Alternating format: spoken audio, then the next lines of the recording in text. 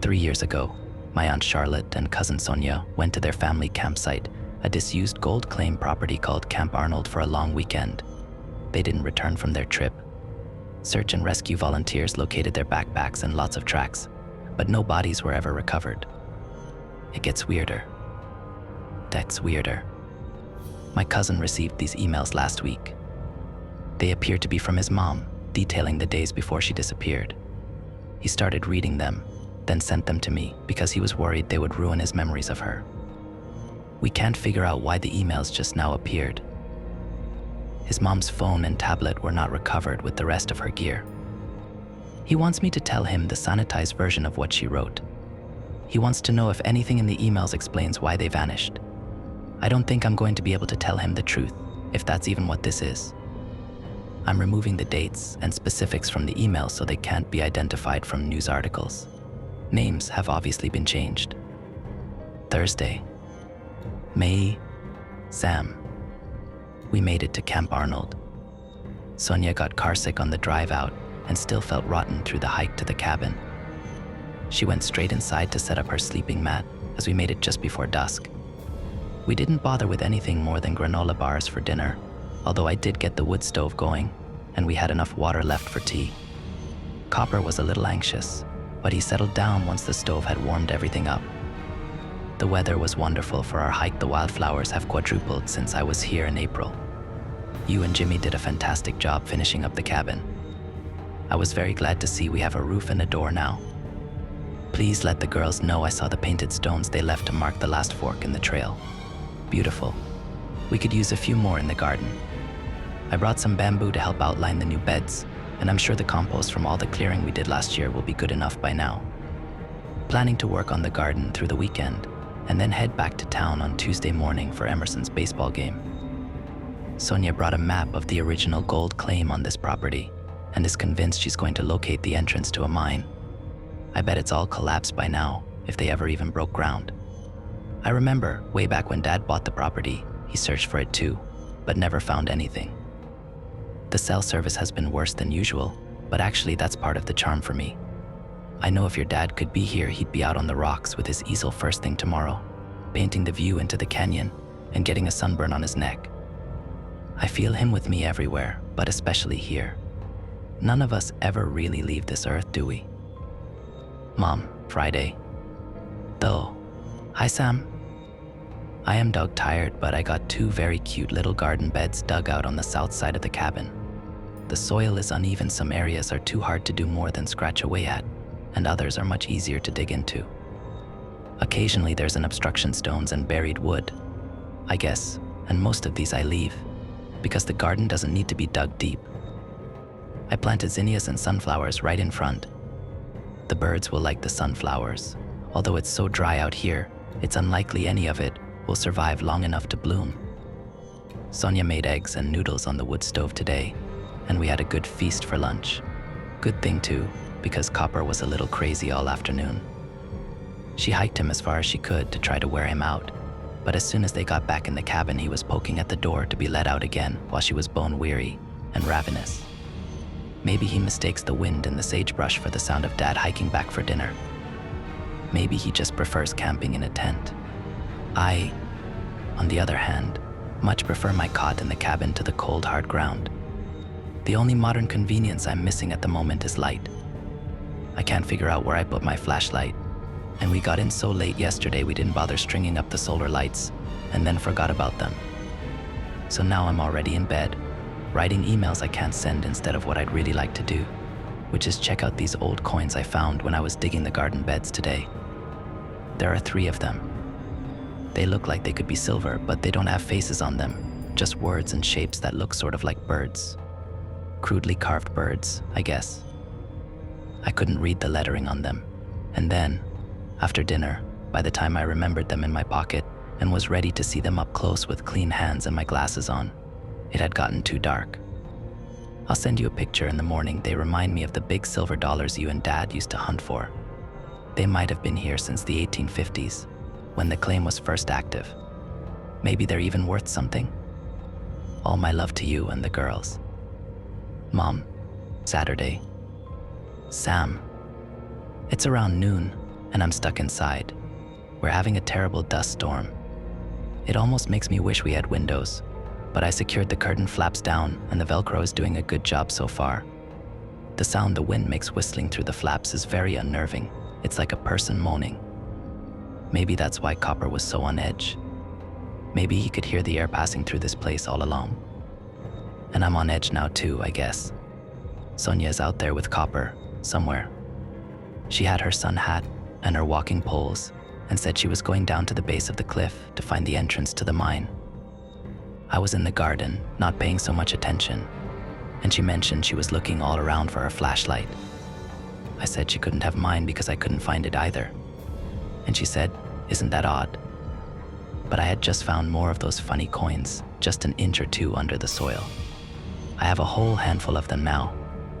They're heavy and bright and really very beautiful. And I'd brought the coins inside and stacked them on the table before I really registered what she'd said. I looked up and there she was well away down the trail already, walking toward the canyon path with Copper at her heels. And yes, of course she was right. It is all very odd. It's not just the flashlights. I had a bunch of paracord I'd used to tie up the bamboo that I packed in for the garden. I looped it up and hung it from one of the front rafters, and now it's disappeared. Sonia asked me what I did with her beef jerky. She had a big bag of it. She said, "Left on the shelf by the front door since her hike yesterday." We both shrugged it off and blamed Copper, but there would have been a torn up package to find if he'd eaten it. Neither of us admitted that we knew it wasn't him. And I think I may have found a bone buried back near the new garden beds. Maybe an old animal bone, maybe not. I suppose I'd rather not be certain, but I keep finding coins, and the coins seem to be leading me back toward the bone, if that makes any sense. Of course it doesn't. But there's a bad feeling hovering around all of it. A feeling that I don't want Sonia to know what could be there, and a feeling that Copper knows already. He avoids the garden now, and he barks at the wind. It's odd to think our family has been camping here for so many years, but there might be more to the place than we knew, right beneath the surface. Sunday. Sam, I would say sorry for worrying you, but I see none of my messages have managed to send yet. I just see that little sending wheel that spins and spins. I should send Sonia to the top of the hill with my tablet later to see if we can get some updates from the real world. She was holed up in a cave by the base of the canyon with Copper while they waited for the windstorm to die down yesterday. I let my mind run away with itself a little, I guess. She did too, she said. She said she saw footprints in the loose dust down at the base of the canyon, strange ones, as if made by a dress shoe squared heel and pointed toe. She didn't know what to make of it, but they seemed to be leading toward the part of the canyon where she'd been wanting to go, a cleft in the rocks where they sloped to a low point, where there was rubble and maybe an opening. Then the wind kicked up and she ran back toward the path and the alcove where she sheltered. I can hear the curiosity in her voice still, but there's apprehension too. It gets eerie in remote places like this. You come across bones or a mark in the dust, and your mind makes up stories. Sonia has always been tough, but sometimes I forget that all three of you kids are grown up now. I look at her and see my little 3-year-old with skinned knees and hair bows, chasing after big brothers that never wanted to slow down for her. We had tuna salad for dinner and a little glass of wine. I can't believe Sonia will be 30 next year. I can't believe my only daughter lives all the way in California. It's harder accepting the big transitions when it's your youngest. Today, Sonia said she'll stay close to the cabin and help me in the garden. Only 2 nights left before we head back to civilization. There's something big. I'm hoping to have her help me clear away an old dried up root. I told her, but I've suspected for a while now that it must be another bone. It adds up the coins, the soft and hard places in the soil. I think my garden overlaps with someone's burial place. If I'm right, I'd like to move what I can of the remains into a proper grave well back in the sagebrush, where it's nicely marked but also out of sight. I got an early start with my trowel, moving dirt, digging toward the root-like object. It was long and hard, and eventually I uncovered the end of it where it rounded off, becoming unmistakably a femur. And as I excavated around it, I found more cracked and desiccated pieces of a pelvis, A smashed piece of brass, a buckle? Part of a tool? And coins, more coins than before. Not just the odd silver ones, but now identifiable ones, 2 pennies and $half, and some misshapen pieces of raw gold. "Mom, what the hell?" Sonia yelled from the cabin's back door. Her voice was unusually high and shrill.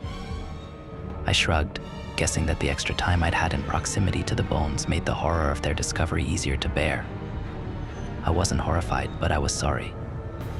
I hadn't intended to disturb anyone with my silly garden project, and I also didn't feel great about having taken coins from a burial place. I scooped up all the coins I'd displaced with this last dig and put them in my hat, standing up with it in my hands like a bowl, looking down at the partly exposed skeleton. I realized I didn't have the energy or time to exhume the rest of him, dig a new grave, and move him. I'd have to cover him back up right here, mark the grave, maybe move the garden to the other side of the cabin. At the cabin's back door, Sonia started sobbing. "Sonia, honey, he's been dead for a very long time," I said. "How long have you known that was there?" I considered. I found those coins, and I did wonder. I think I didn't let myself really consider it. Penny and Olivia are going to play here. I know, I sighed. We'll have to move him when Sam and Jimmy are here. It will be easier if we have one of the ATVs. I swirled the coins in my hat. They were so beautiful in the afternoon light, brighter and shinier than anything fresh out of the ground had any right to be. Sonia was on the back step, hugging herself, talking about the gold claim and the 2 brothers who had originally owned the mine, how she tried to trace their families but ended up at dead ends, as if they had both disappeared. "I don't want to sleep here," she said. "I want to hike out right now." I shrugged. There was nothing more I could accomplish in the garden, and I agreed that now even I was too upset to enjoy the afternoon. "Okay," I said. But the moment we stepped into the cabin, something was off. My eyes took a bit to adjust to the shadows, but there was movement. The window shades were bulging with the breeze, and the front door was clacking like someone had just exited that way. And Copper was barking crazily toward that door, but also cowering by my legs with every bark, ears tense like he was straining to locate something. I felt it too, my back prickling with the sense of wrongness. Sonia was frozen next to me, but I knew she was thinking the same thing I was. "What's missing?"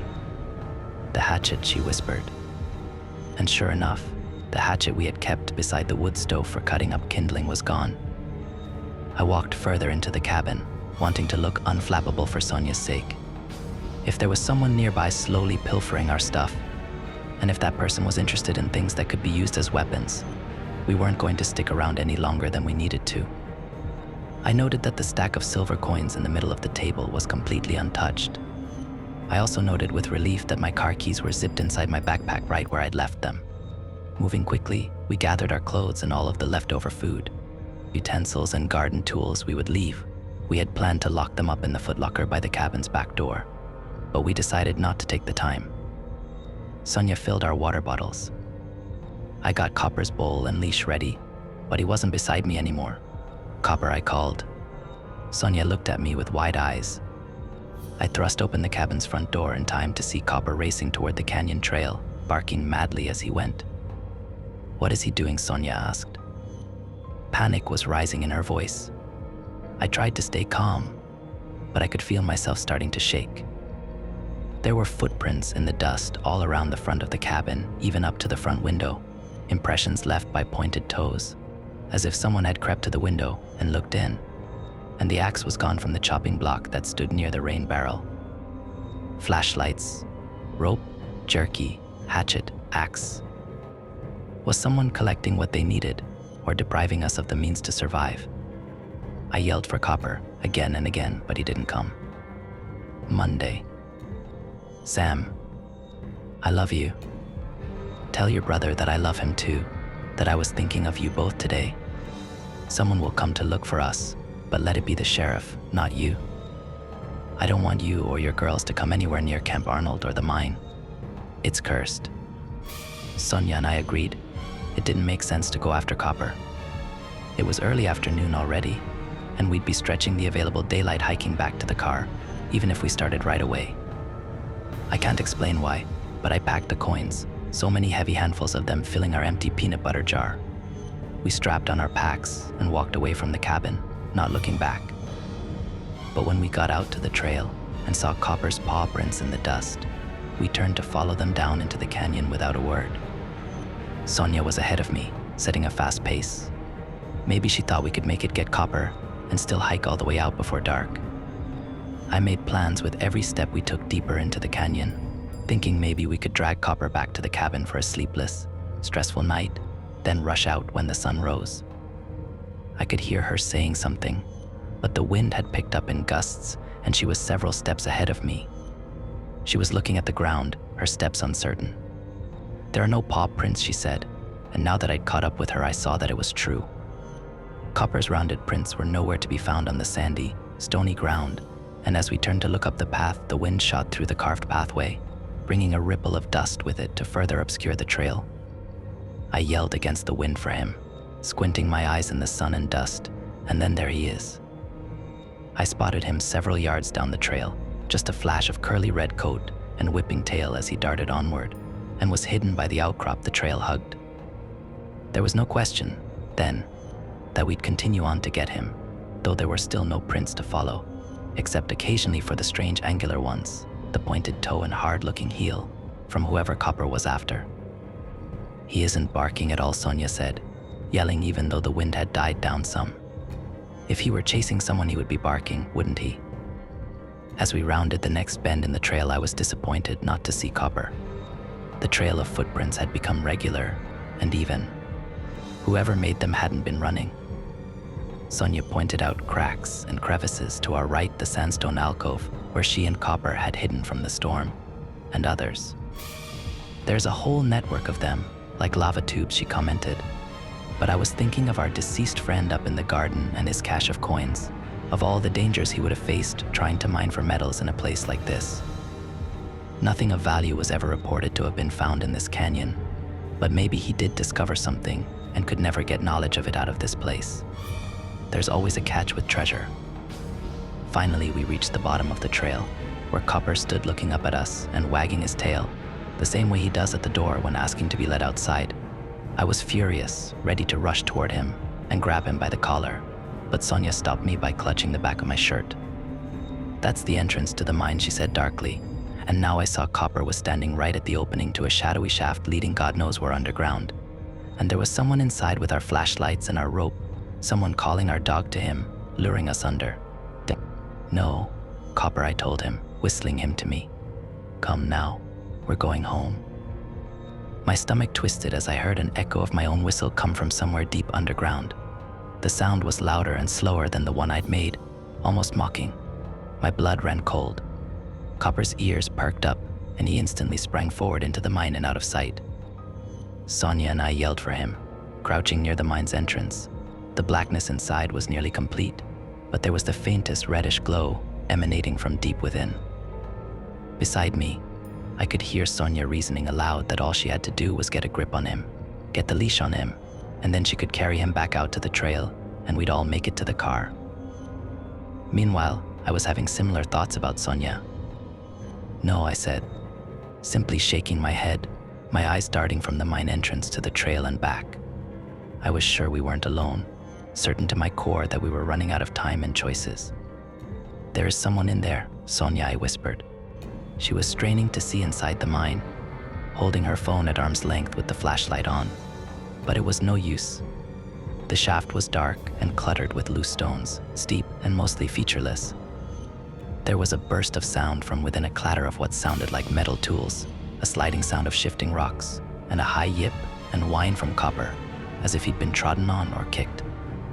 This was too much for Sonia, and before I could protest, she had shed her pack and crouched her way into the mine shaft, calling Copper's name and shuffling forward until the winking light from her cell phone vanished. "It opens up," she yelled, her voice echoing up to me. "There's all kinds of stuff, old axes and wood and burlap sacks." Her voice grew fainter. "There's a pit. It's deep," she made a disgusted sound. "There are bones at the bottom. Someone died here. I don't see Copper. There are other shafts branching off, just like we saw from the trail. Come back," I yelled. "We'll get help. Copper will last a few days. When she spoke again, her voice had lost all urgency. It was quieter, so the wind almost stole it. There's something here. It's beautiful. Sonia, come back, I yelled, and at last I was letting myself panic. Alone in the gusting dust, in the rising heat of the day, surrounded on all sides by the canyon's echoing walls. Even with the blue sky stretching endlessly above, I've never felt so trapped. I'm calmer now. It's been 2 hours.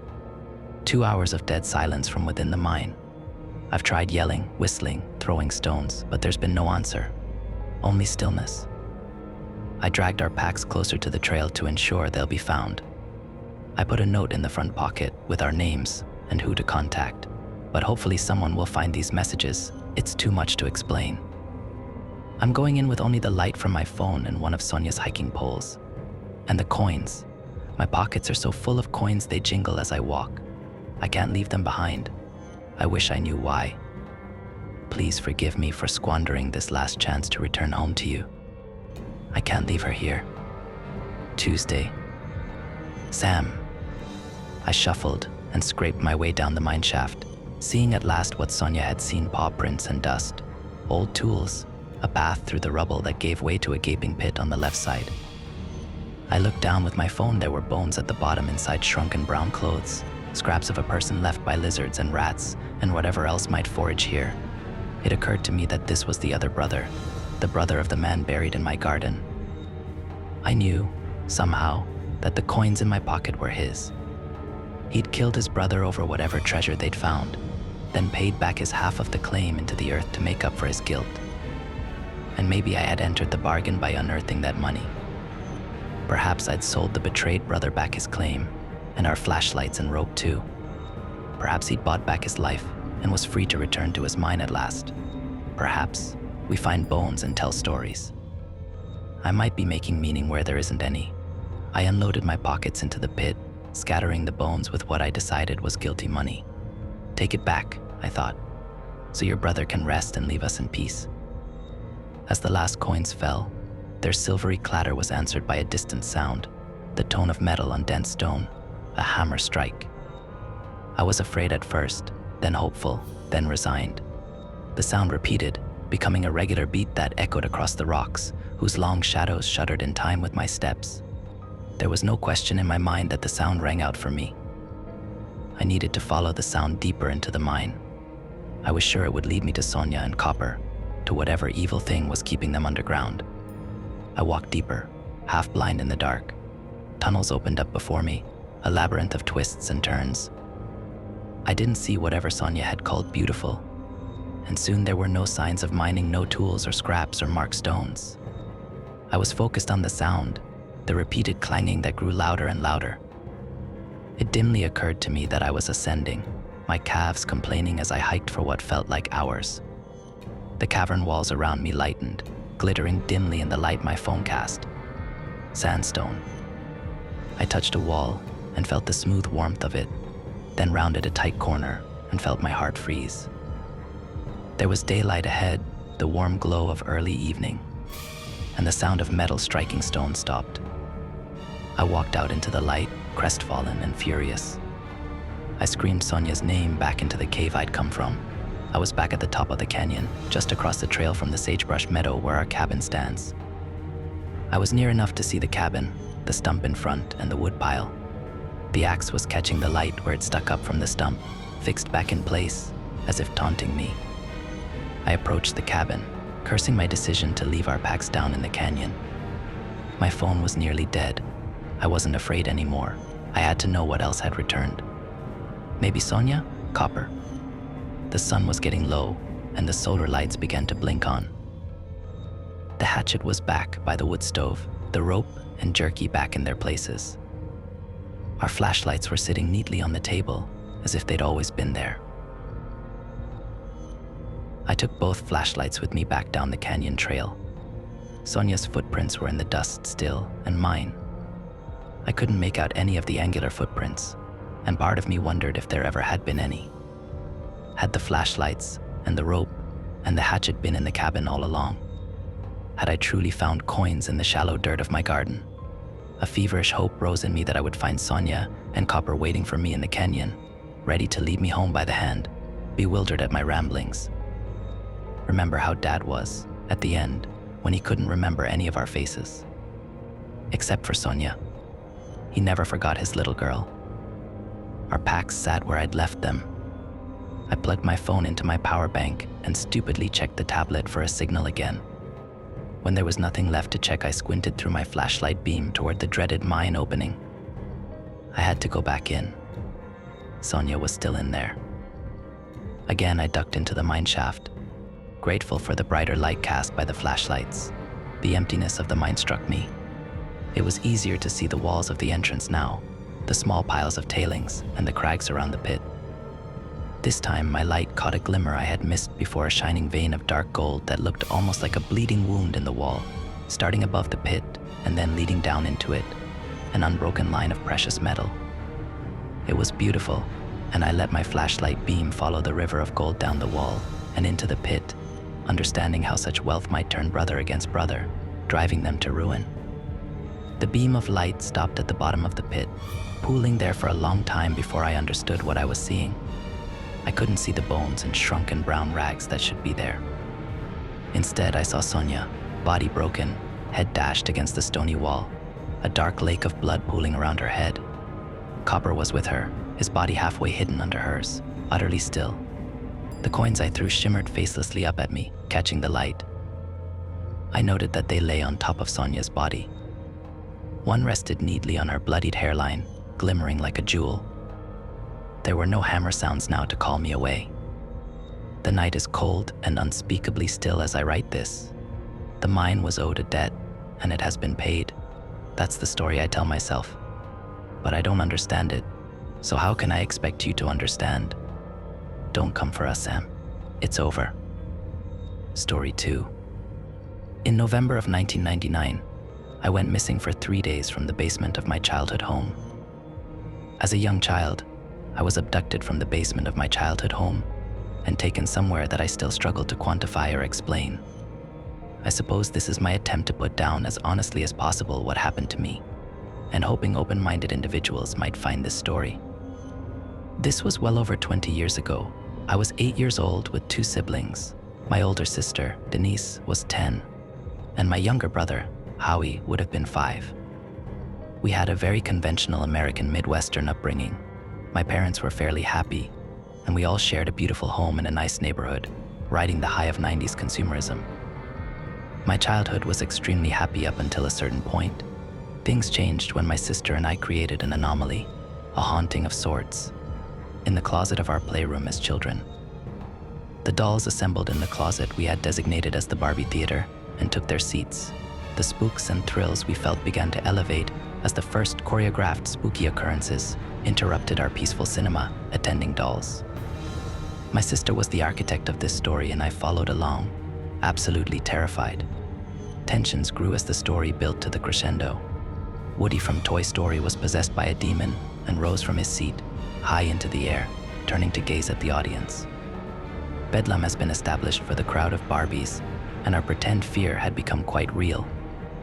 Our emotions were palpable as the Barbies began their exorcism, calling for Satan to leave Woody as he began to shake and convulse before the theater screen.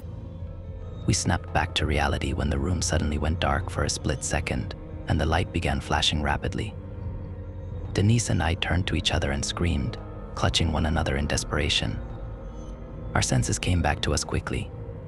Mom was unamused, standing in the doorway of the playroom switching the light on and off, informing us she'd been calling down the stairs for 5 minutes.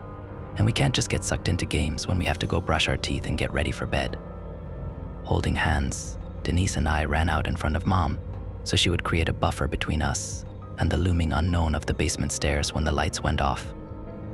One of the most agonizing parts of my childhood was that very real fear of monsters and demons snatching at my heels every time I flew up the stairs after playtime, and that night it was an especially present sensation. Admittedly, parts of my memories have faded.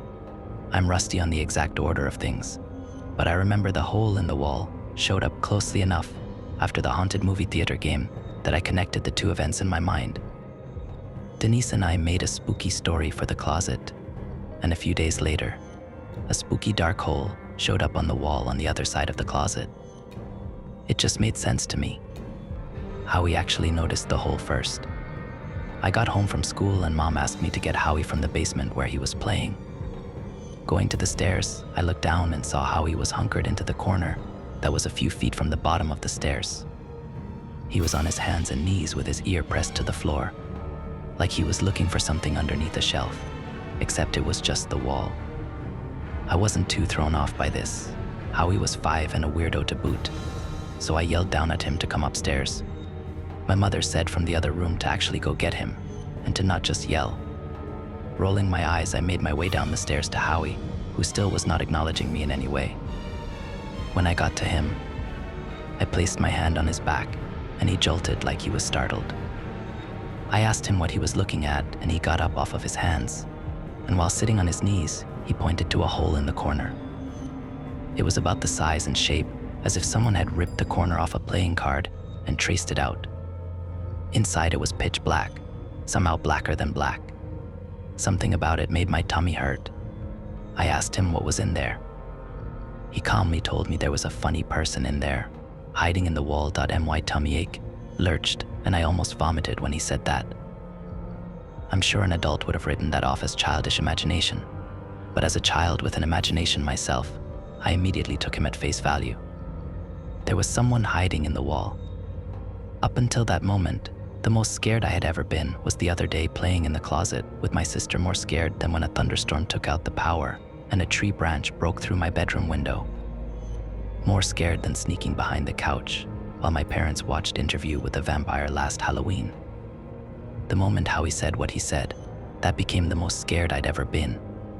Every fiber of my being was screaming to get away. I grabbed Howie by the arm. I could hear him complain, but couldn't understand him through my adrenaline. It felt animalistic. I ran up the stairs, dragging poor Howie behind me. I slammed the basement door and ran to Mom, Howie still in tow, and I began wailing to her about a man in the walls downstairs. My poor mother was completely confused. I had been fine just a minute ago, and she had been downstairs numerous times throughout the day doing laundry and had noticed nothing awry. I was finally able to calm my tears enough to explain to her what I found Howie doing and what he had said about someone in the walls. She laughed and explained that was impossible because it was a basement, an unfinished basement, to be exact. She explained to me all of the exterior walls were cement bricks with dirt on the other side. The wall to our playroom was just wood and drywall. There was only a few inches of space. Definitely not room enough for funny people to hide. She tried to reassure me by going down, but as soon as she walked towards the basement door, I began to wail again. Seeing that wasn't going to help, she made me a snack and had me sit and watch cartoons with Howie and Denise. I was beginning to relax by the time my dad came home. We had supper and Mom told Dad about the hole in the wall downstairs. Dad was a contractor, so he felt quite confident doing the repair. He used a moisture meter to ensure a leak hadn't caused the hole. When a water source had been eliminated as the culprit, he figured one of us had kicked a hole in the wall and did not want to fess up, so he patched the drywall good as new. With a reassuring kiss on the head, he later told me he had it covered and that he checked and there was no one in there. I slept peacefully that night, and over the next few days, the discomfort I felt while in the basement waned slightly. I still refused to be down there by myself, but Denise and I almost always played together, so it was rarely an issue, until Denise had to go to the bathroom one day. I wanted to go up with her, but we were in the middle of creating an easy bake oven confection, and she wanted me to stay to watch and make sure it didn't burn. I felt great apprehension and told her we could unplug the oven and then plug it back in when we got back. Denise called me the B word, baby.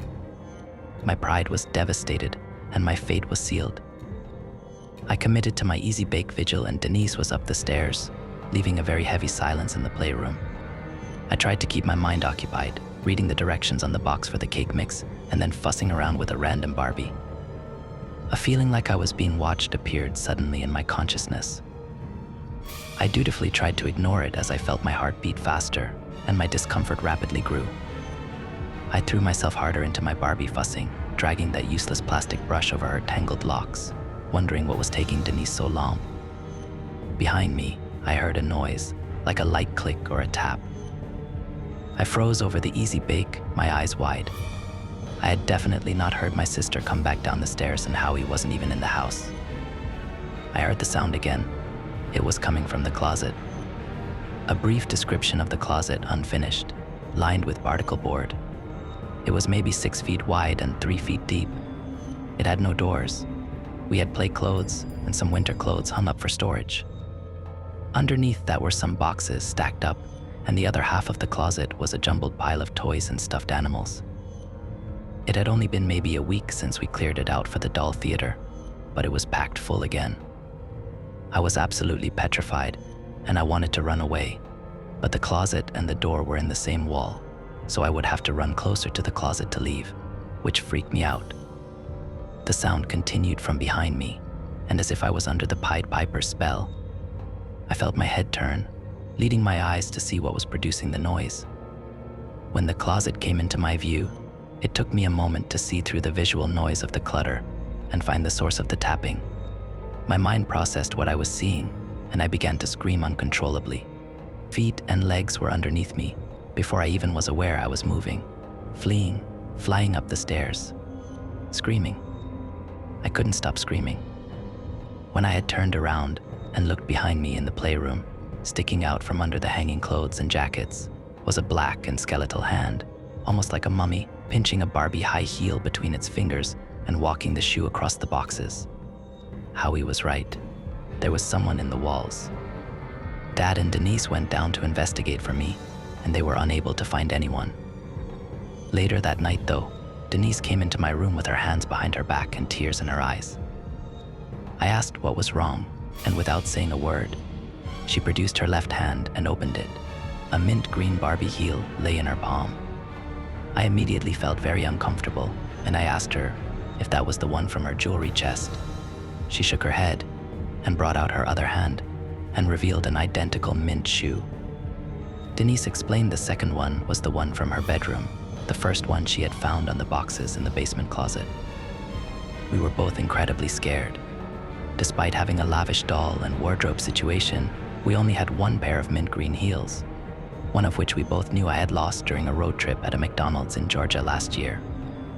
It had caused a huge fight between us because those heels went perfectly with Denise's favorite doll dress, and she had melodramatically stored the other shoe in her jewelry box as a sign of reverence.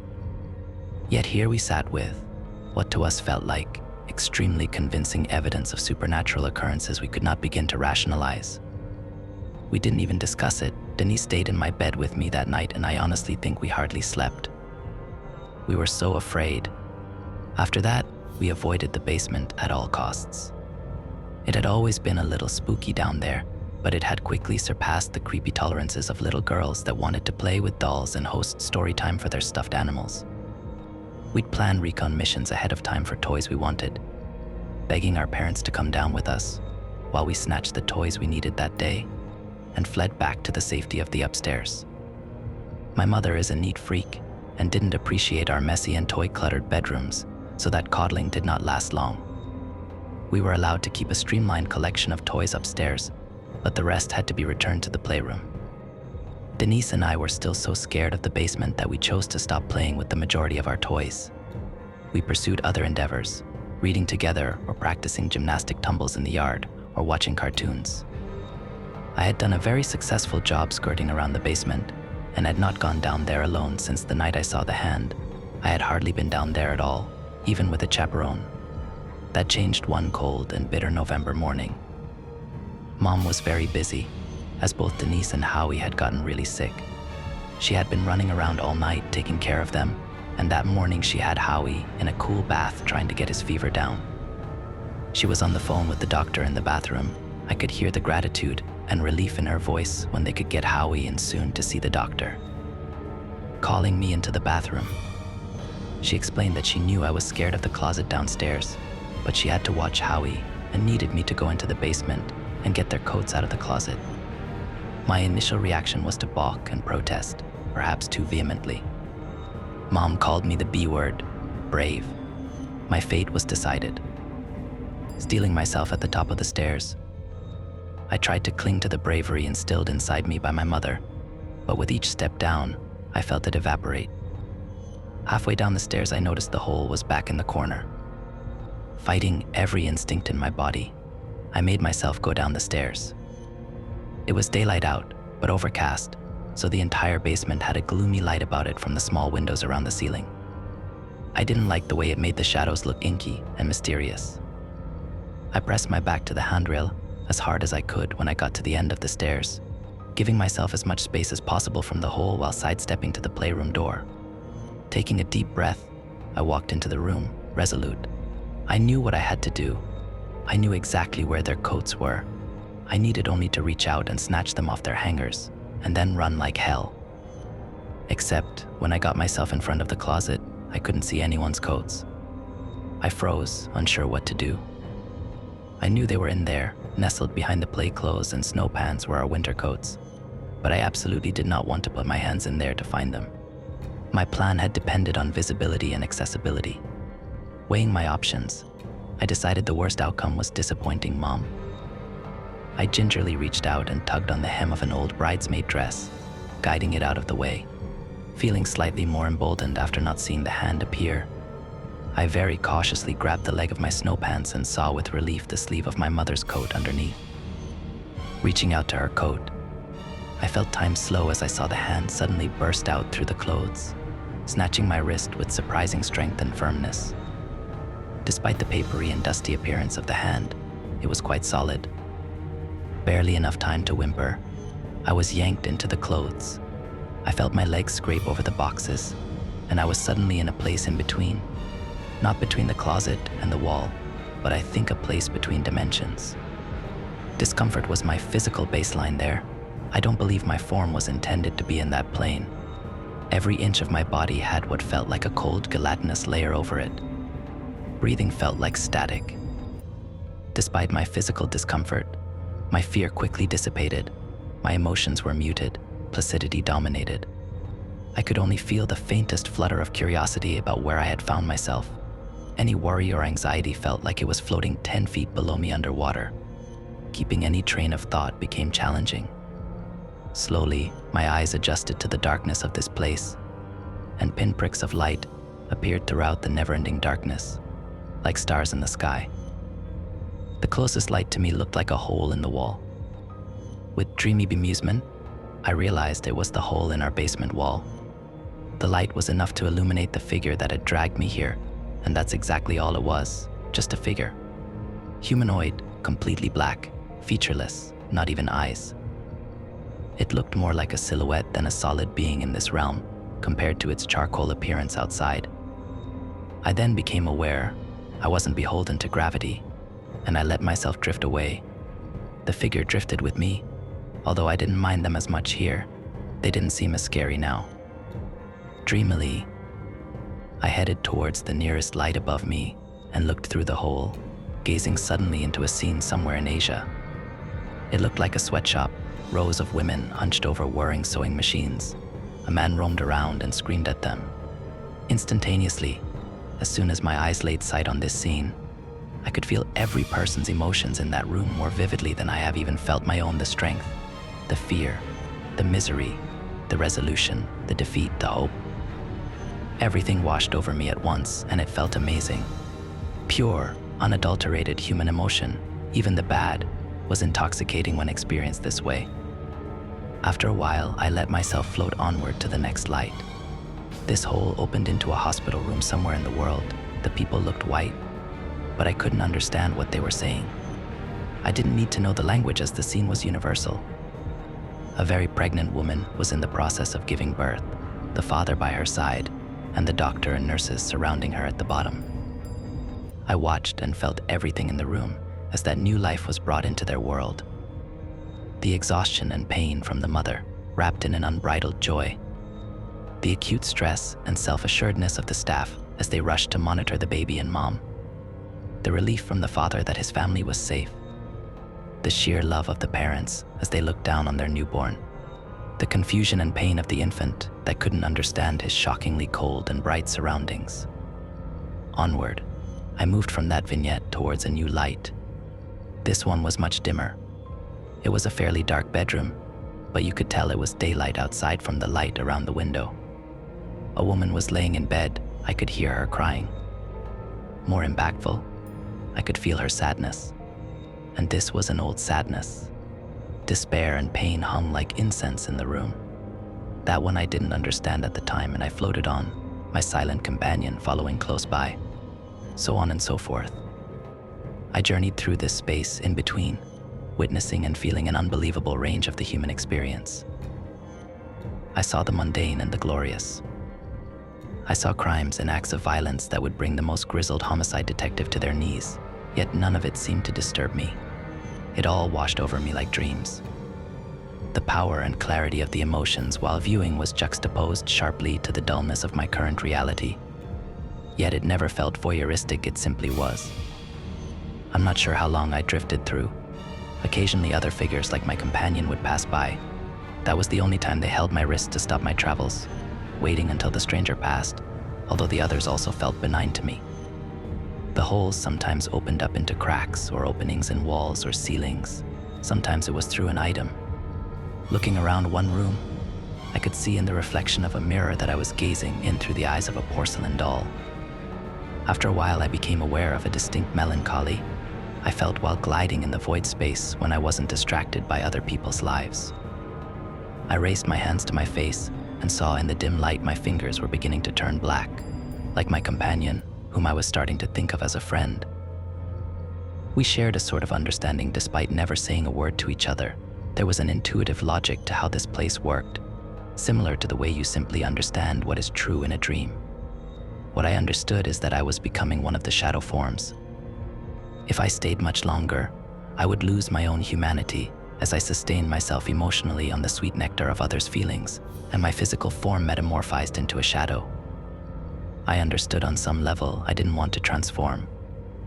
Through the fog, I remembered my family, and I felt a yearning of my own for the first time in this place. My companions simply nodded their head and gently took my hand and guided me towards a particular hole in the darkness. I gazed in and I recognized this space. It was the bottom of our basement stairs.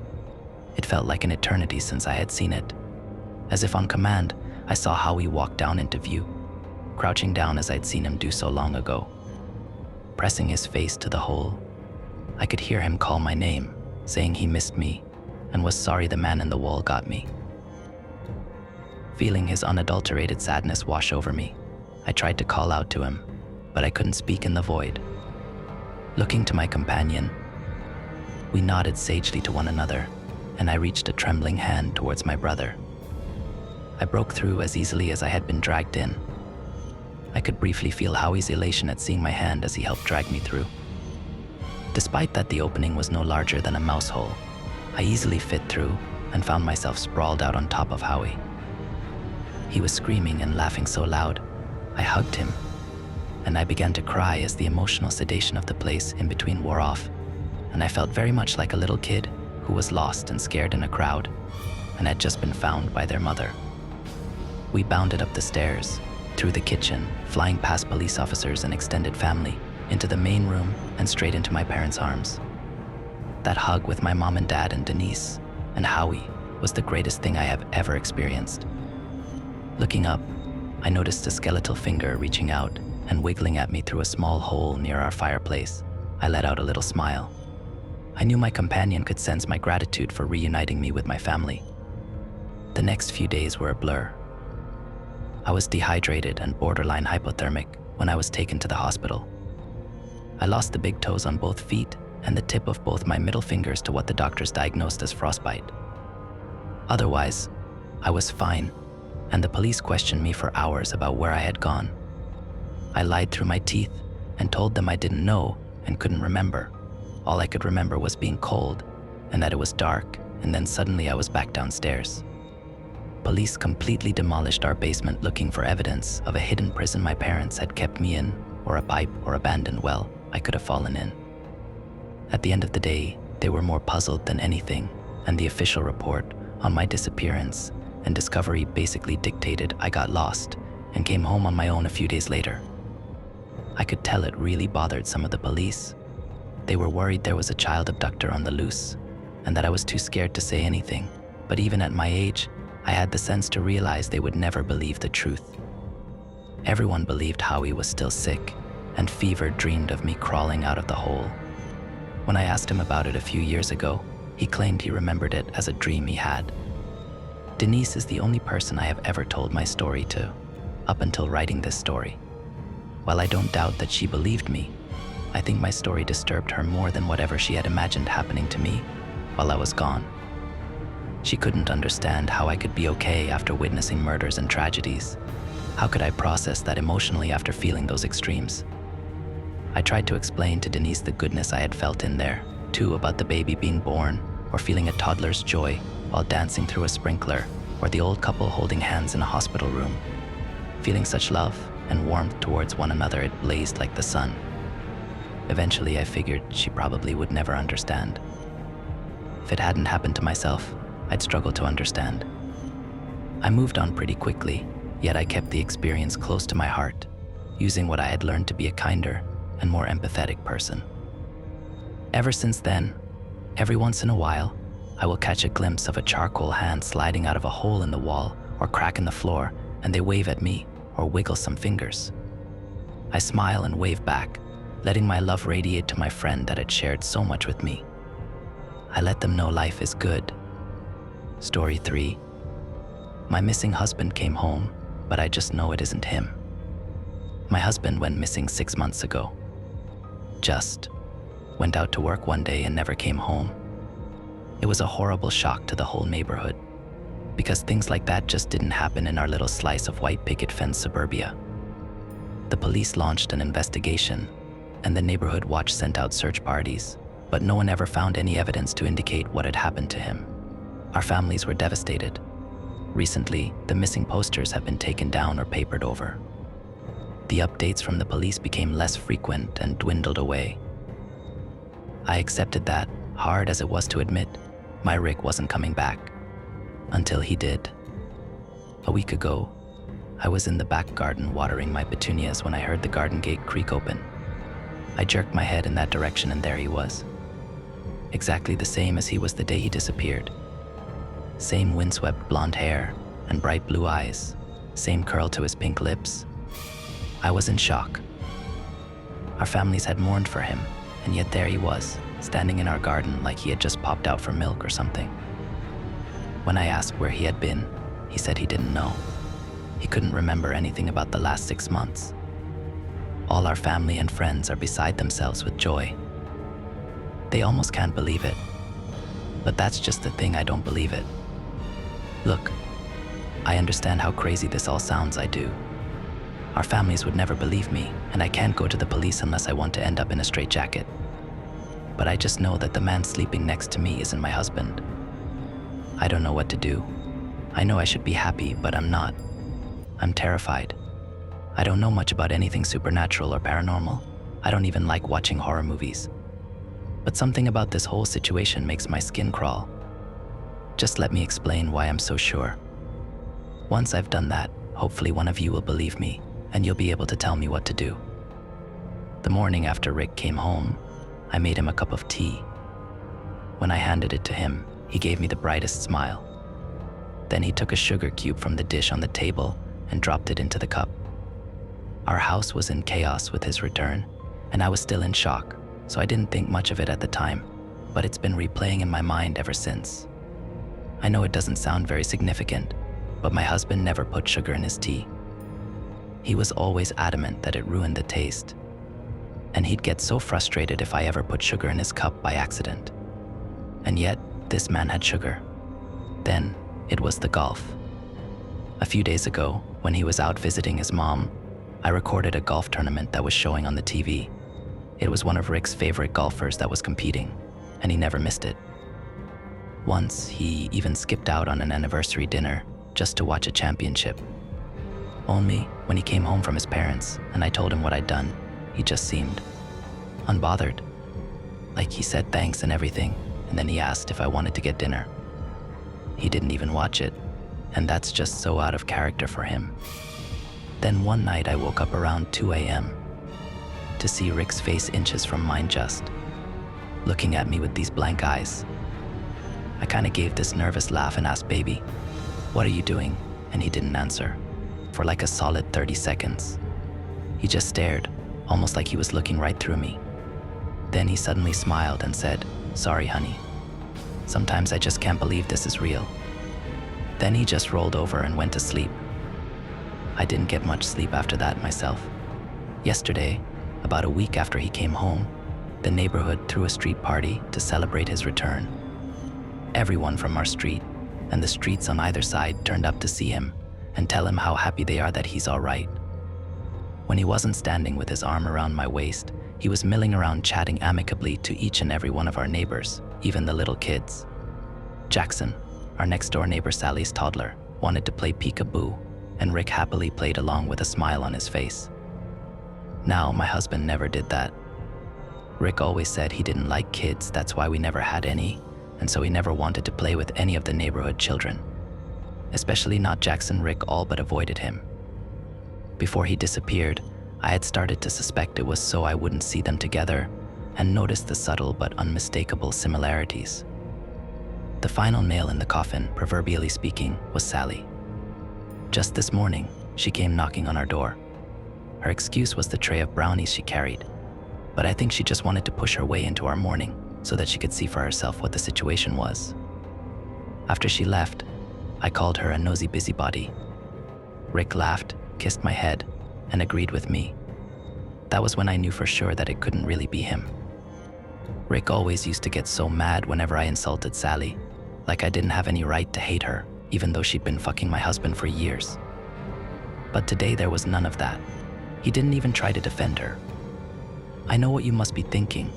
If he was in an accident or something, he might have had some kind of traumatic brain injury that caused him to forget some things about his life, maybe even change his personality. And that's a valid, reasonable explanation. I have no doubt it's what the police would tell me if I reported all this. But you know why I'm dead certain that man isn't my husband. He doesn't have a scar. If he was really Rick, he'd have a scar on the side of his forehead shaped like the golf club I hit him with. But there's nothing. Not a mark. Honestly, I'm this close to going out tonight and digging up my petunias just to make sure he's still under there. I don't know what I'm sharing a bed with, but I know it's not my husband. So what the hell am I going to do? My husband is dead. In the end, I decided not to dig up the petunias. It was a rash, unadvisable notion which I have since abandoned because I realized how much worse things could get if I was caught. I've been smart about the whole thing so far, and I'm not about to throw that all away. It's too big of a risk. I did, however, thoroughly examine the flowers and the earth around them for any sign of disturbance, but I found none. Of course I found none. I don't know what I thought had happened, that my garden was some sort of pet cemetery and my husband had clawed his way back from the beyond. Even to me, of all people, that sounds crazy. No, my husband is dead. In my heart, I know that beyond any shadow of a doubt, which means that whoever is in my kitchen right now is a complete stranger. He looks and sounds exactly like Rick. His own parents don't even notice the difference, for heaven's sake, but he doesn't act like him at all. Which tells me again that he is a stranger, that he never knew me before this, and he certainly never knew Rick. He doesn't enjoy the things Rick enjoyed. He doesn't say the sort of things Rick said. He doesn't complain, doesn't raise his voice, doesn't lie or gaslight or cheat. Frankly, he's a better husband than Rick ever was. Honestly, when I think about it like that, I'm almost tempted just to let it go. I tried to let it go, not to get caught up in worrying, and just accept my new life for what it is. But I find myself unable to let it go. Because even though this man seems ordinary and kind and reasonable, there's one thing that scares me still. For someone to have so confidently taken Rick's place, they would somehow have to be sure themselves that the real Rick would not return to complicate their plans, however innocent or sinister those plans may be. Whoever this man is who is calling himself Rick, he must surely know that Rick is dead. And if he knows that, I would bet anything that he also knows how. I've gambled with my life and my freedom before, and I don't intend to do so again. A couple of you suggested that Rick might have had a twin that, for whatever reason, I never knew about, or perhaps a doppelganger who saw his chance at a more comfortable life and took it. Either of these seemed to me to be the closest to the realm of possibility, so they were the first theories I set out to confirm or disprove. A DNA test would surely be able to confirm whether this man is my husband's twin or someone completely unrelated. Of course, I was hardly going to tell him about it at best. He would refuse, and at worst, well, I didn't want to find out. So about a week after my last post, I ordered 2 separate DNA tests designed for finding one's relatives and ancestors, and had them delivered whilst Rick was at work. Then, a few nights later, I waited until he was asleep, actually asleep, not half asleep and staring, and I pulled out a few strands of his hair, not enough that it would be noticeable in the morning, but sufficient amount to send away in a little tube to be analyzed. Much to my relief, he didn't wake up. I'm not sure how I would have explained it if he had. I sent the hair away to the DNA test companies, and they told me I'd have to wait a couple of weeks for the results. And in those couple of weeks, things have gotten stranger, shall we say. You see, I've noticed that Rick never seems to eat of his own accord. Like he'll make dinner for us both, but that seems more to do with when I mention that I'm hungry than with his own desire to eat. He doesn't snack between meals. He never goes for a glass of water. I don't even think he takes anything with him to work for lunch. There's something else too. Rick's beard trimmer is still in its box, exactly where he left it 6 months ago, covered in dust and quite obviously unused. And yet Rick has been home for nearly a month, and his beard doesn't seem to be any longer, even though he used to trim it twice a week. On top of that, the staring has become a frequent occurrence, and not just in the middle of the night. I catch him watching me during the day too, always looking away or laughing it off whenever I notice him doing it. Anyway, I might as well tell you why I'm writing this now, because I can't make head nor tail of the situation anymore. The DNA tests came back in the mail this afternoon, before Rick came home from work. I opened them quickly, eager to see who was included in the list of relatives, whether there were any names I recognized. Either way, it would answer my question. Only I don't have an answer. All I have are more questions. Because the first test came back as inconclusive, with a note from the company telling me I had to send them a viable hair sample in order for it to work. I didn't understand that I'd cut the hair myself, after all. And what did they mean by viable? But it was the second test that concerned me the most, where there should have been information about demographic and regional origin. There was nothing, only a line of printed black letters spelling out the word unknown. Where there should have been a list of relatives and ancestors, there was no one. Not just no one related to Rick, no. I mean no one. According to the DNA test, this man has no relatives, no family, no ancestors, no biological connections near or distant. That should be impossible, right? How can a person exist without any kind of relation? And how can he come from nowhere? I'm typing this up on the computer in the study, with several tabs open on various Google searches as I try to figure out how this could be possible. The DNA test lies on the table behind me, taunting me with the evidence of everything I do not know. And then I hear it, clear as day, coming from the doorway behind me. Rebecca. If I didn't know better, I'd say my heart stopped. I would know that voice anywhere. I never heard him come in, never even heard the door open. Dimly, in the back of my mind, I recall that our door creaks every time it opens. How could I not have heard it? I turn over my shoulder towards not Rick. A false bright smile on my face. He is not smiling. His face is calm, but there's something hard about the line of his mouth that sets me on edge. What the hell is this? His voice is perfectly level, but something about it makes the hairs on the back of my neck stand up. There's an undertone to his voice that I haven't noticed before now, something low and subtly grating. Even the real Rick never sounded like that. He holds something up, one eyebrow arched. When I see what he's holding, my stomach plummets. The results of the DNA test. Story 4. I saw myself on a missing poster. When I was 8 years old, my little brother Dylan went missing. He was 4 at the time, and he'd been out in the fenced-in backyard 1 minute and gone the next. Everyone went crazy looking for him, of course. Sheriff's office, police, my parents, friends, and neighbors. At first, everyone said that we'd find him within the first day, though even at 8 I could hear the kind lie in their voice.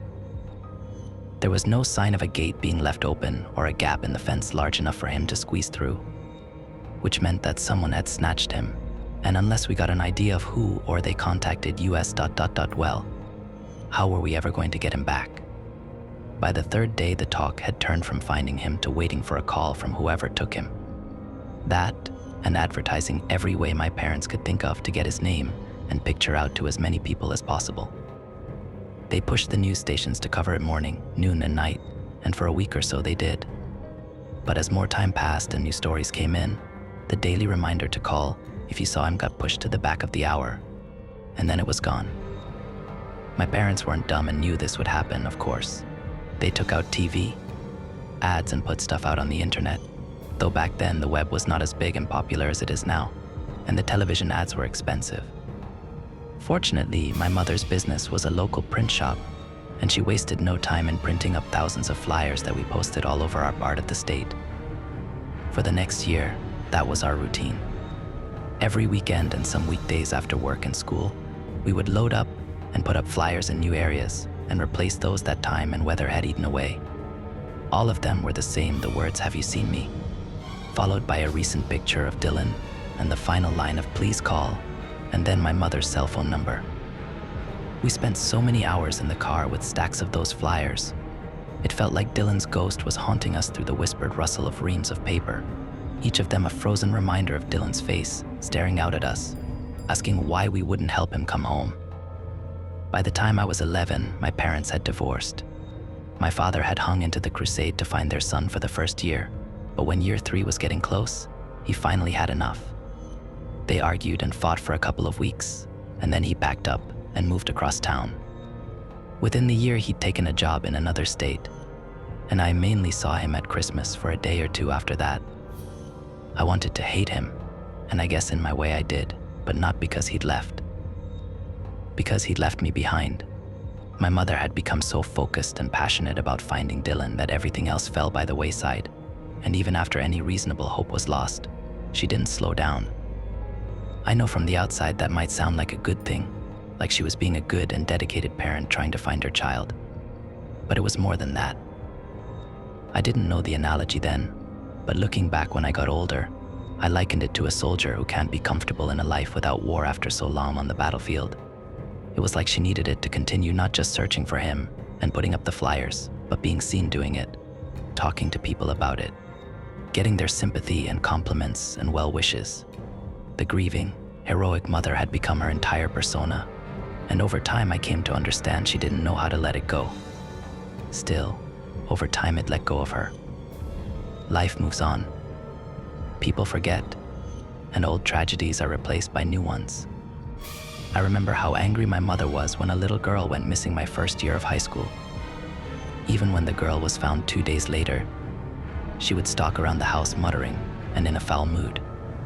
If you asked her, she'd say it was because it would make people forget about our Dylan even more. But I remember feeling uneasy when she'd say that because ... I could hear the lie in her voice too. As I'd gotten older, I'd done what I could to avoid her ongoing campaign. I'd have to help some weekends still, but for the most part one made sure that I had enough extracurricular activities to keep me out of her way. I think she actually preferred that. It was easier to play on people's sympathy and get attention when she could tell everyone she didn't have anyone to help her keep searching for her missing son. Still, I could tell something was coming. Like pressure building in the atmosphere before a storm. Something was going to break soon. My hope was that she'd reach the point where she'd give up on finding Dylan and just live her life again, both for her and for me. Instead, one day she woke me up around 4 in the morning and told me we had to go. She was clearly distraught, sweating and crying, and barely able to talk. I didn't know what was going on. Had she found out something about Dylan? Had something happened to Dad? What was it? She just waved away my questions and told me to come get in the car, that we had to go now, that she'd explain when there was time. I did as I was told, though by this point I was fully awake and growing increasingly terrified. When she got behind the wheel, I half expected her to peel out of the driveway and shoot off at top speed, but she didn't. Instead, she drove slowly and quietly, not even turning on her headlights until we were out of the neighborhood. "Mom, what's going on?" She glanced over at me, sweat still pouring down her cheeks. It'll be okay. Just wait. We're going to make it right." I turned and stared out at the passing dark. "Is it Daddy? Is he okay?" My mother gave a harsh laugh. "Oh, I'm sure he's fine. Living it up with his whore girlfriend. I'm sure she put a hand on her other arm and rubbed it as she gave me a sour look. Don't worry about him." I wanted to respond, but didn't quite dare. She was more crazy acting than usual, and I didn't know what might make it worse. So I just sat silent for the next few minutes, wondering more and more where we were going in the middle of the night. When the car suddenly veered off the road into the ditch, I had a moment of unreality where I felt like I was the thing sliding away from the path, not the entire vehicle. Then there was a bang as we hit the bottom of the ditch and began to roll, glass shattering and metal squealing as we tumbled twice and came to rest. My mother was dead before the ambulance got her to the hospital. Not from the accident, surprisingly enough. We weren't badly hurt from that. No, I found out later she'd had a heart attack. That was the reason for the accident and why they called her death as soon as they checked her in at the ER. People talked to me about it after I was checked out, a nurse and a highway patrolman originally, and then my father when he came to get me and carry me back with him. I always told them what I remembered happening, and they'd look puzzled but say very little else. The prevailing theory was that she'd known she was having a heart attack and was trying to get to the hospital when she wrecked. I asked my father once why. If that was true, we wrecked heading the opposite direction from the closest hospital. He'd looked uncomfortable and said he didn't know. Maybe she was in pain and confused. That it was better for me not to dwell on it, healthy or not. I actually took his advice. I tried to not question it, and over the next few years, it began to fade from me too. It wasn't until I was 18 that I was forced to face it again. My father sat me down and told me that, now that I was of age, I had inherited everything my mother had left behind. There was some money, yes, but also the house and everything in it. He told me he'd be happy to help any way I needed, and that there was no rush on it. He'd been making sure the taxes and insurance were paid on the house and the business, and the person running the print shop was interested in buying it if I wanted to sell it to them. It was a lot to take in all at once. I'd asked about the house and business before, and I knew that they were going to be mine, but I'd never thought much about the details beyond that my father was dealing with it. At first, I wanted to just push it all away. I didn't want the past infecting the new life I had here with new friends and better memories. The more I thought about it though, I didn't want to hide from it. Hiding from things, being afraid of things, that's how they came to own you. I'd seen enough of that to know I didn't want to spend another minute with my past life owning me. So the next week I flew back to my old hometown. My dad offered to come, but I told him no, partly because I knew she wouldn't have wanted him there, but mostly because I needed to do this myself. I'd look at everything, spend a couple of days there, and then sell anything I didn't want and never look back. It was hard at first, but by the second day I was tired enough of going through boxes and drawers that the fatigue and monotony drowned out most of the weird sadness I felt. I'd been dreading the attic. From the start, it had been my mother's overflow junk storage, and there was no telling what all was up there. Running out of reasons not to do it, that afternoon I pulled down the stairs and headed up to see what was waiting for me. It wasn't as bad as I'd expected. A few small tables and chairs sat piled up in one corner, and there were a couple of moth-eaten rugs and piles of curtains sloppily wadded up against one wall, but otherwise there were just a few boxes and a couple of old trunks, sitting crouched in the shadows like a pair of leather-bound coffins. Opening the first one, my stomach dropped. It was full of Dylan stuff, some of his baby clothes, pictures of him, a little Cub Scout outfit he loved to wear, even though he wasn't old enough to be a real scout yet. Sniffling, I shut the trunk back and turned to the other one. For the first time since coming back, I felt tears coming. He really had been a great little boy. Who the fuck would? Lock this trunk. The second trunk had a small padlock on it, and I had no idea why or where the key was. After looking around for a minute for any sign of a key stashed away nearby, I went downstairs and got a knife and a pair of pliers. I didn't break the lock, but I did pry at the latch, holding it hard enough that it finally popped off and skittered away into a darkened corner of the attic. Grasping the trunk lid, I realized I was holding my breath. It would be fine. Just more sad stuff maybe, but probably just cluttered with old junk. What else could it? I froze as I stared into the trunk. That didn't make any sense. The inside wasn't cluttered or messy at all. Instead, it was neatly arranged into 6 columns of stacked colored paper. Chartreuse number 2, my brain whispered to me. I knew the shade because Mom had always told me how important the color was for Dylan's flyers. You had to catch the eye without obscuring the details. The words and the picture were key. The ones in the trunk were much as I remembered. Not just the same yellow, but the same words too. Have you seen me and please call, followed by my mother's cell phone number. In truth, I could only see one difference between the flyers I'd grown up with and the ones I was staring out now, heart beating out of my chest. It wasn't Dylan's sad ghost face staring up out of that trunk. It was mine. I remembered the picture.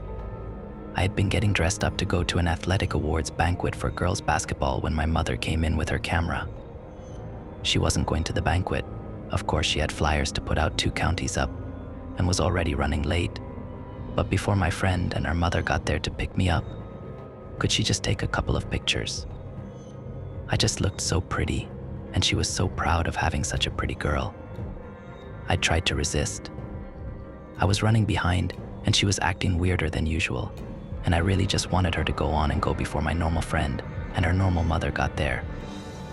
But then she got that tight, almost angry but not quite angry look she sometimes got, and I knew it was better to give in. Putting on my earrings, I followed her outside and posed next to the backyard fence. Once she snapped a few pictures, she seemed satisfied and headed out the door. I thought it was all strange at the time, but then everything was strange back then. And to be fair, I didn't really have that long to ponder it. Because the following week she woke me up in the dead of night and said I had to come with her, that we were going to make it right. I understood now what she had meant and what she had meant to do. Seeing that picture of a past me staring up from a week before I went out with her into the dark, I wish I could tell her to not stand there, but to run away from the thing she was living with. Because if she stayed, one night she'd be drug out into the black, and only one of them would be coming back. I closed the lid on the trunk with a shaky hand. At least it was me. And that was true, but somehow that didn't make any of it better. I locked the front door without taking anything with me other than what I'd brought. There was nothing there I wanted to ever see or touch again, though I was old enough by then to understand it wasn't a one-way street. You don't just own your memories and your truths. They own you too. And even when you try to forget them and leave them behind, they never stop searching for you. All you can do is be ready, and when they find you, turn away from the beckoning hand reaching out of the dark. Story 5. My hometown is missing. I have spent the last hour Googling the name of my hometown. Nothing is there. All of the local schools, all of the local restaurants, gone. Even my social media is messed up. I can't find any of my friends online. I can't find anybody. I'm actually kind of freaking out about it. Has anybody ever experienced anything like this before? Don't believe me? Try it yourself. Fullerton City High? Gone. Fullerton Middle? Gone. Fullerton Elementary School? Gone. Fullerton City College? Gone. That fucking preschool behind the tire place and next to that McDonald's which my mom took us to growing up. You get the idea? All gone. Thousands of people. Dozens of places. I can't find information for anybody. It's like we disappeared. I can't even reach the cops. I wish that were the only problem. My family and I woke up this morning to a total blackout. Every single house on the block lost power. That does tend to happen out here in the valley. Often enough that my older brother Mark rigged his computer to get a connection via satellite. The two of us are currently crouched beside the generator, desperately trying to get a handle on the past few hours. My parents are panicking. They won't say anything. They won't say anything.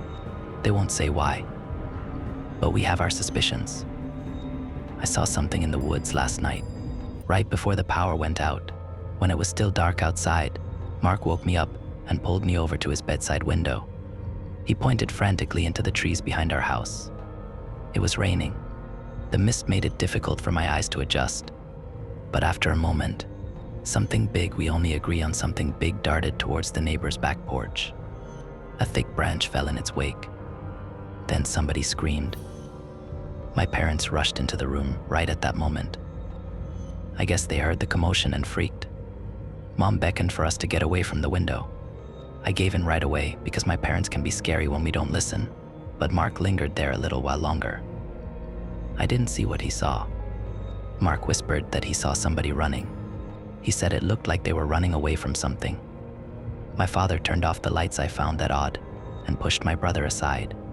He squinted out the window in silence. Finally, after what felt like an eternity, he concluded nothing was there. Just wind in the trees. Then the power went out. My parents have been acting very weird ever since. During the day, my mom tried to keep us in the kitchen. She made breakfast, lunch, and dinner over the fireplace. She even broke out a board game in the afternoon, and we played for a couple hours. She kept asking about schoolwork, or football, or baseball, or anything but the odd situation we were in. We tried to change the subject, tried to ask her what was happening outside, but it was no use. She ignored our questions. My father had a wild look in his eyes. Mark and I can't recall anything like it. He kept rushing to check the window every few minutes. Then he would sit down to check his cell phone, then back to the window, then back to his phone. Like clockwork. Each rotation left him more agitated than the last. The cable didn't work. The internet had been spotty. There was really nothing to do but read a book or play a game. Mark asked to go for a walk before dinner. I thought Mom might pop the temple out of her forehead. Nobody goes outside, she snapped. There could be live wires on the ground. Mark snorted. Watch your attitude, she barked. And keep the windows closed. I asked why, and she just stared at me with these deadly, fearful eyes that made me really uncomfortable. She looked like she wanted to tell me something, but my father answered instead. I didn't even realize he was listening. Nobody goes outside. I returned to my book without argument. I found one of my mom's old Stephen King collections and stumbled onto a story about rats in a basement bigger than a man. Time moved a little faster while I read. The walls of my house started to evaporate. It didn't take long for my imagination to disappear down the stairwell in the story, plunging further into the darkness with each step, listening to untold things move around me perilously through the blackness. Somebody knocked on the door around 10 p.m.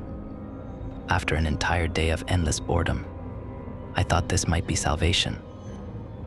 Thank fuck, maybe a maintenance worker, maybe a neighbor, maybe my friend from down the block finally convinced his mother to traverse the minefield of imaginary live wire.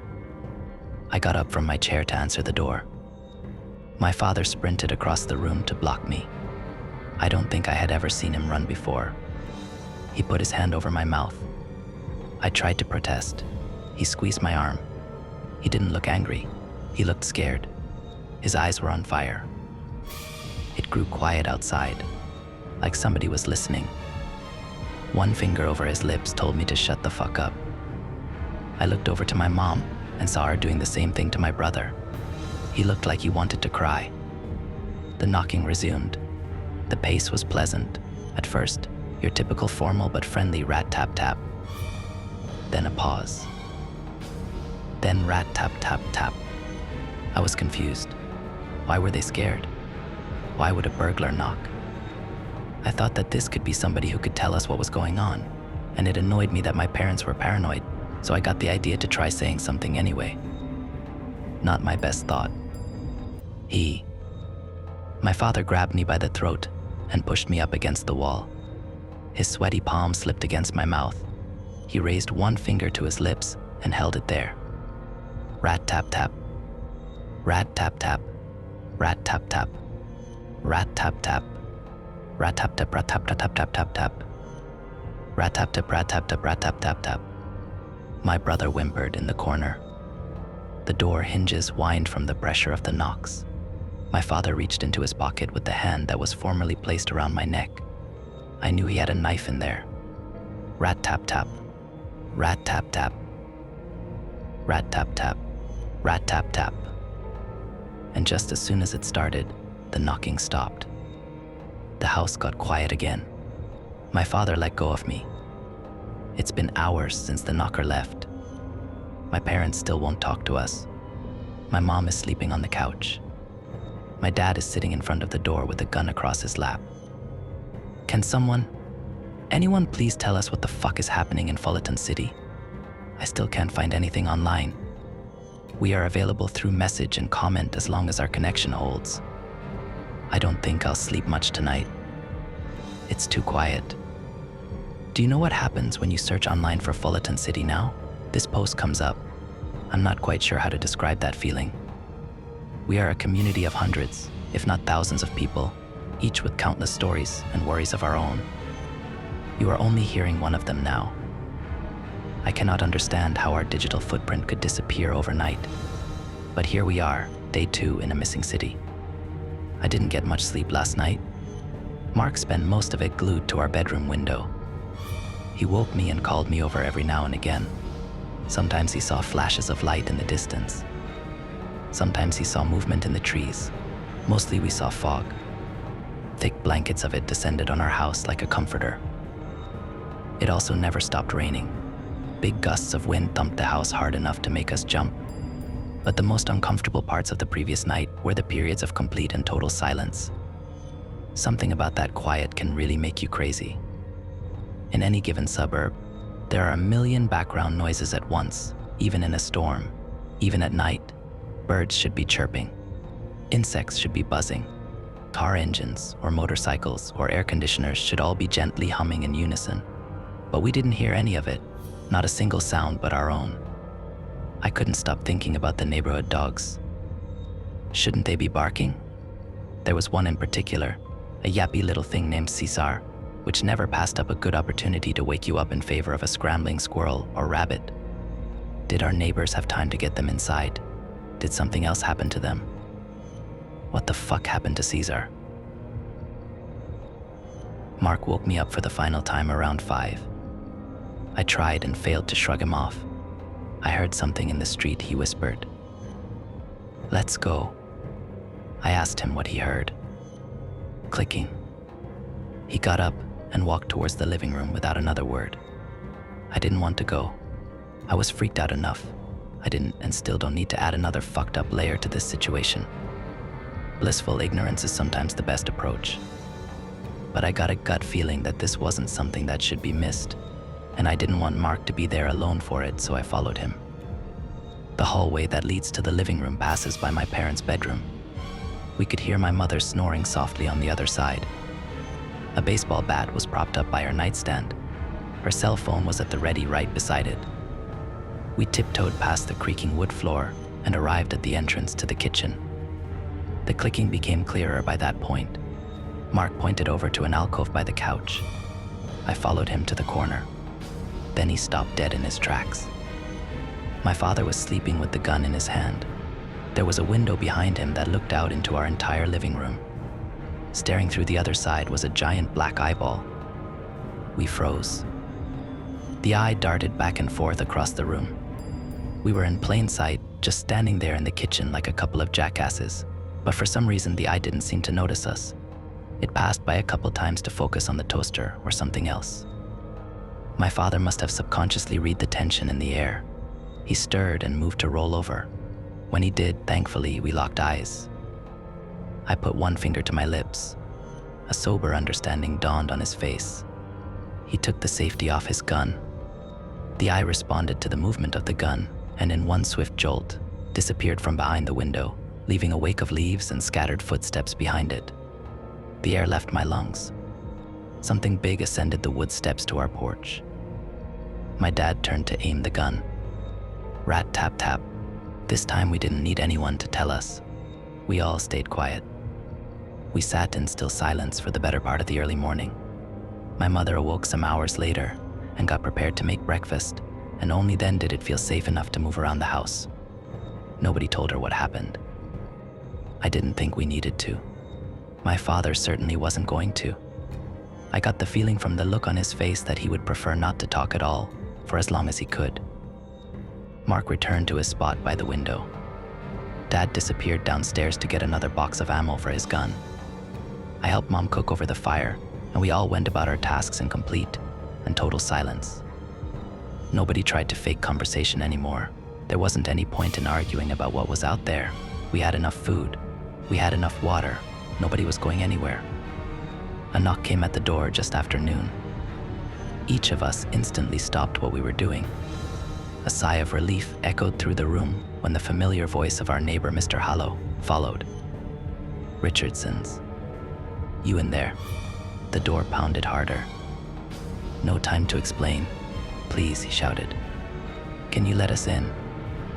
My father walked in and stood awkwardly between my mother and the door. I could tell that he would prefer to ignore it, but she would never let him live it down. The true married man's dilemma. "Please, folks, if you're in there, open up. We don't have a lot of time." Mark shook his head. "Please," he begged. "John is hurt." My mom bit her nails. Dad gave in and reluctantly looked through the peephole. Satisfied with his view of the other side, he slid the pistol into his back pocket, unlatched the lock, and opened the door. "Thank you." Mr. Hallow is a big, burly guy. He took my father into his arms and slapped his back so hard the sound echoed down the hall. He moved over to chase my mother down for a kiss on the cheek as his wife and daughter trailed meekly behind. "Thank you," he bellowed. "Thank you, thank you." We didn't know if we'd see anybody else. My dad nodded awkwardly. My mom stepped up and hugged Mrs. Hallow tight. A quiet, pitiful moan escaped her lips as she did. The two of them were usually thick as thieves. My neighbor was a nice lady, the type that usually never shuts up, but now she couldn't get a word out.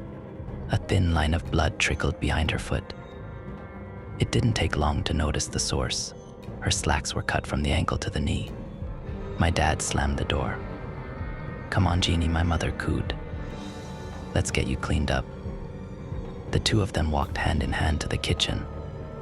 Mr. Hallow sat down on our couch and wiped the sweat from his forehead and t-shirt. His daughter, Alice, perched herself neatly on the arm beside him. "Like I said," he said while catching his breath. "Lucky we found somebody." My father nodded again. "Did you see it?" Mark asked. "Whatever's out there, I mean." Mr. Hallow stared back at him. He took a second before he spoke, like he wanted to pick his words, which didn't quite fit for a guy like him. "One of them got in the house," he said definitively. "An open window, downstairs, we trapped it in the basement." My father held up his hand. ... Didn't feel safe staying there though. My father interrupted. "Enough," he whispered. "Take a break, Mike. Let's talk." Mr. Hallow nodded in bewilderment. He got up and shuffled after my father towards the dining room, leaving Mark and I uncomfortably with Alice. Alice Hallow is around my age. She's short, with dark hair and dark eyes. She has this awkwardly adorable round head that she covers up with a bow or pin or some other new accessory every other day. I've had a crush on her since grade school. I know that's probably not relevant, but I just want to point out what may later become obvious. Mark elbowed me in the ribs. I ignored it. "So did you see anything?" I asked. "Like, did you see anybody out there?" She paused and then shook her head. "Well, what does it look like outside?" Mark asked. "Normal," she answered. "Quiet. And you really didn't see anything?" I asked again. "When it started, I mean." She looked at me and shook her head, paused, then relented. "We were all inside sleeping like you probably were. It was late she started. Or early. I don't know. My dad was upstairs. I was upstairs. My mum doesn't sleep much, so she was doing some laundry in the basement." She hesitated. I don't know what woke me up first, her screaming or the power going out. They both seemed to happen at the same time. My dad started shouting her name. "You know, Jeannie, Jeannie." And my mom was just wailing from the basement. We both got to the kitchen and we could see her running up the steps. She was screaming at my dad, close the door, close the door. But my dad couldn't stop looking at whatever was behind her. He just froze. Right, Mark whispered. Can't blame him. So I reach out and slam the door, just as my mom makes it through, and something wedges itself in the doorway. Holy shit, I murmured. What was it? I don't know. Something thick and sharp. Like a claw, I guess. It was wet, too. It left a stain. Anyway, I couldn't get the door shut because of it. I was panicking. I kicked my dad in the shin, and he threw his body weight against the frame. The lock finally clicked, and we heard whatever it was fall down the stairs on the other side. She paused. It didn't come up again. My father re-emerged from the dining room some moments after our awkward silence. Mr. Hallow trailed sheepishly behind. Who's ready to eat? We ate our fire-cooked meal in relative silence. All four parents made it abundantly clear through menacing stares that the topic of the shit show outside would not be discussed with children present. Mark again asked if he could go for a walk. Nobody dignified him with a response. After our dishes were done and disposed of, we retreated into various alcoves of our suddenly cramped 3-bedroom. Mark and I went back to our room. Alice set up shop in the office with her mom. My mother retired to bed early, and both dads stood set guard in the living room. The house grew quiet again. The wind and rain finally seemed to slow down. My Stephen King novella kept me company. I couldn't help but empathize with the main character. Somewhere in between tales of rats in armor, bat rats, and albino rats who never saw the sun, sleep came easily and comfortably under my familiar warm sheets. I woke up to a rude shaking. Alice was standing over me. She didn't say anything. I guess she didn't have to. Mark and I rubbed the last remaining ounce of sleep out of our eyes and followed her wordlessly into the office. 2 cots were set up in the room. One looked disheveled, the other was still made. Alice pointed to the open window. Her mother was gone. My hometown is dying, and I don't want to die with it. I know it sounds ridiculous to be lamenting on an internet forum while the world is melting around me. At the moment, it definitely feels ridiculous. But you have to understand, if we don't survive, which we almost certainly fucking won't, this story will be my town's last living record. That's important to me. That's important to them. I have to let someone know what happened here. Even if it's only you. The truth is obvious now. We are being exterminated. This town and its people are being erased. Fullerton City is all but wiped from the collective subconscious already. All that's remaining are the survivors, the creatures, and this story.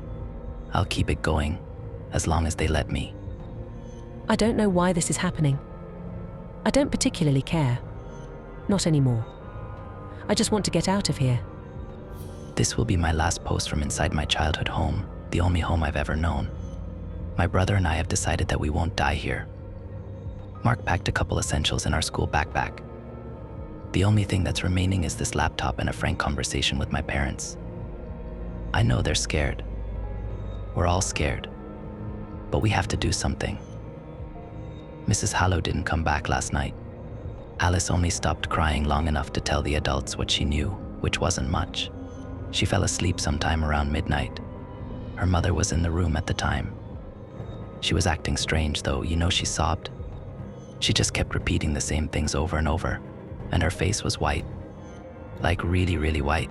I thought it was just shock over what happened, the scratch, the attack, I didn't know. Mr. Hallow was inconsolable. Well, we have to find her, Jackie bellowed. Me, you, and the boys. Alice can come too if she's up to it. We've got weapons, don't we? You've got a small arsenal here, Richardson. They're big, but the damn things are stupid enough. My father just shook his head and pursed his lips. Nobody is going out there. The hell they're not. I won't risk my family's safety, Dad insisted. Especially not at night. Mr. Hallow's already red face turned a particular shade of scarlet. He looked like he might blow a gasket. Then he calmed himself and delivered the next bit like a sermon. Fine, he spit. Stay inside and cower. Lie to your kids. Keep them underneath the covers long enough, and maybe they won't think there's monsters outside. You raise your family how you want, asshole, but don't you dare tell me how to take care of mine. Mark looked down at his feet. I avoided my father's glance. Alice, let's go, Mr. Hallow beckoned. Get what you got. Please, my father interrupted. Just wait a minute. We're not staying, Mr. Hallow finished. You're not convincing me to abandon my wife out there. You know me better than that, Jack. My father reached out and handed him a gun. We have extra, he paused. You'll need it more. Mr. Hallow nodded awkwardly. He took the pistol and stuffed it into an oversized coat pocket before turning and heading for the door. My mom met him there with some bread and other things stuffed into a plastic bag. There wasn't much, but I think she felt like she had to do something, and she looked like she wanted to say more. But she didn't. Bandu. Alice reached out and gave me a warm hug. She held on longer than expected. Right around that time, I really wished she would stay. Not because of my feelings for her, but because a piece of each of us knew what would happen next. It all just happened so fast. Thank you for the hospitality. Mr. Hallow shook each of our hands one last time. My father opened the door for him. Without another word, the pair descended the front porch into a thick evening fog. Alice turned back to wave. Then she turned around and they were gone. My father shut the door. Dad shuffled back to the couch and collapsed. Mom waited at the door like they might change their minds. Mark perched at the window. He looked over and shook his head at me, as if to say, "Not good." Just as an all-too-familiar clicking echoed down the block. I could feel my body instinctively tensing. I had no true preparation for what came next. The sound started quietly before it seemed to fill the air. Soon it was as if 1,000 crickets suddenly invaded Folleton, and all decided to chirp at the same time. The ringing, awful cacophony of it was deafening. Somebody outside screamed. I couldn't tell if it was a man or woman. The chirping erupted even louder and seemed to devour their voice. My father held his head in his hands. He motioned for us to block our ears. My mother started to cry. Underneath the clicking, underneath the screams, one word became clearer as it repeated over and over again in the distance. Genie, Genie, Genie. The gun went off soon after. Genie. One shot at first, then 2, 3, 4 in quick succession. Somebody else started screaming. I knew that had to be Alice. The pain behind that scream made my stomach turn. The gun went off one more time. Genie. The clicking dissipated. The scream stopped. And then it was quiet again. My father got up and quietly led my brother away from the window. Mom fell to a heap in front of the couch. I could fear the tears forming in the corner of my eyes and desperately fought them back. You knew that would happen, I accused my dad. Why did you let her go? He stared back at me. His eyes were cold. You knew they would die and you sent them out anyway. Heavy footsteps echoed on the porch. Rat-tap-tap. My mother couldn't control her sobs. My father dropped onto the floor to silence her. It was no use. The two of them ended up in this awkward wrestling embrace. The pounding outside continued. Rat-tap-tap. We killed them, Mark whimpered. And now they're going to kill us. Rat-tap-tap. Rat-tap-tap. Rat-tap-tap. Rat-tap-tap. Rat-tap-tap.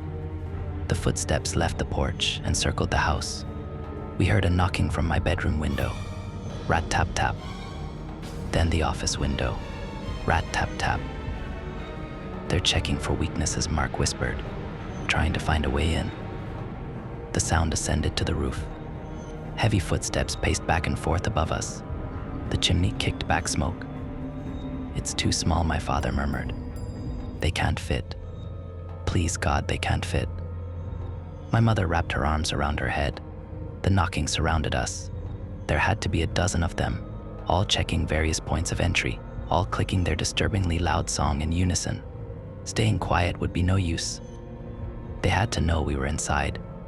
Mark gestured for me to look through the peephole. I squinted and noticed something in the distance. It was still dark, But the sun started to rise on the horizon, and with it came a few tentative beads of light which softly illuminated the neighborhood. I realized I was staring at the home of Yappy Caesar. Standing in front of it was something I hoped to never see again. The creature stood at least 2 to 3 times the height of a man. It held itself up on 2 massive legs that bent wildly at the knee, almost like pincers, and behind it were smaller legs that trailed behind sort of uselessly.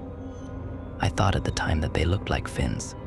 One of the bent legs reached out to my neighbor's glass, rat tap tap. There was a moment's pause. Their window opened. I had to fight my instincts as a woman leaned outside, as if to greet the creature, which gently took her into its hind legs and rambled down the hill. The unrelenting clicking soon gave way to the scurrying of heavy footsteps. A massive weight lifted itself off our roof. The sun came up. We were alone again. We have to leave today. We can't take no for an answer. We have no choice. These things know we're here. They will get inside tonight. If I don't make it, you know what happened, but please wish me luck.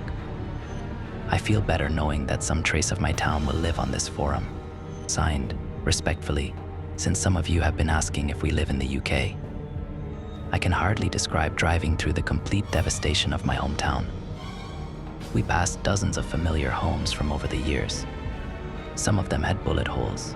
Some had bent frames or broken glass. Some had dead bodies in their front yards. And I tried not to look at those too long, because I knew the faces, but it's hard to stop yourself from looking once you start, you know? I saw Alice. I saw Mr. Hallow. I saw neighbors. I saw friends. Some of them died running. Some died fighting. But all of them seemed to end up the same way. In scattered bits and pieces, cast like trash, almost decorating their own immaculately made front lawns. My father drove the car. Only one road led us out of town, but it passed through a few hiccups along the way. The supermarket on Grand Street sat behind 2 apartment complexes that tended to be crowded. The gas station on Main would allow us to fill up, but they didn't call it Main for nothing, and more people would almost certainly lead to more problems. All of these issues swirled around my head in unison, with the backdrop of my entire town carved up like origamis right in front of my face. And my dad didn't even seem fazed by it. He actually hummed for the first 10 minutes of the trip. My dad is not the type to hum. At first I thought it might be a nervous thing, but then my mother started to join him. Guys. Mark glued himself to the car window. He wouldn't look at me, not even a shared glance of misery. I knew from his reaction that something bad was about to happen. I guess I just didn't want to admit it to myself. My father slowed down around the grocery store. He pulled into the lot unceremoniously, as if it were any other Tuesday, while the corpses of our neighbors lined the streets among us, clearly baking in the heat of the rising sun. I actually thought we hit one of them. What are we doing? I asked. Nobody answered me. They... Hello. My father parked the car. He leaned over to give my mom a peck on the forehead. She nodded and smiled back. After a moment of silence, he gingerly unclipped the seatbelt and moved to get out. Nobody bothered to stop him. Dad, I shouted. Wait, are you serious? You can't go out there. He smiled at me one last time. Looking back, I like to think there was still some small part of my dad in that smile. He looked like a weight had just been lifted from his shoulders, like he got us this far, like his job was done. I didn't understand it then. I do now. I only saw the scratch when he got up. Right above the belt, hip to hip. His shirt had always been tucked. My mother took a deep breath. Mom, I whimpered. Mom, no, no, no, please. She looked back at me and grasped my hand. She was cold to the touch. Mark whimpered something small. I knew then that he knew all along. It happened the first night, he whispered. They can't fight it anymore, Maddie. It won't let them. The car door opened. Mom, you can't go out there. She pulled her hand away. Mom, please. It's okay, honey, she murmured dreamily. Okay, honey? Okay, honey. She got out of the car and sprinted after my father. I never saw my mother sprint before. She looked so strange doing it. I watched the 2 of them go towards the store. hand in hand. In a moment they were there, and the next they were gone. "We have to follow them," I begged. "Please." A soft boom sounded from somewhere inside. "Okay," he whispered hesitantly, "but be ready to run when I say run, deal?" A second boom followed. "Deal," I muttered. "I am the oldest," he insisted. "We don't know what we're going to see inside there. You have to listen to me. Shut up, and let's go." We hopped out of the car and ran across the empty lot. Rain and heavy wind swooped in with our arrival. Mark slipped and fell into a particularly nasty pool of blood. I raced back to help him. By the time we both made it inside, our parents were gone. We looked around for a minute. The store seemed to be shelled. Overturned shelves made it difficult to get around. Smeared floors made the entire place stink worse than a slaughterhouse. At the center of the store was a staircase that leads to the basement level. Normally, larger items like water jugs are stored down there. We got the distinct feeling that we weren't totally alone, because we could hear some kind of movement in that area, so we moved towards it. Mark found some cover behind a blown-out register. We used it to peek down the staircase. An enormous pit sat below us. We couldn't actually see where it ended. Mark picked up a can and dropped it. 10 to 15 seconds later, it made contact with the bottom. The closer we inched towards the center, the more that movement seemed rhythmic, almost pulsing, like a heartbeat. We heard footsteps. Mark ripped my collar and pulled me back. Approaching the center of the store were a man and woman who both looked familiar to me from different places. That was my first thought, that they must be together without me realizing, and that it really is a small city after all. The couple walked up casually to the edge of the pit. They looked at each other and smiled.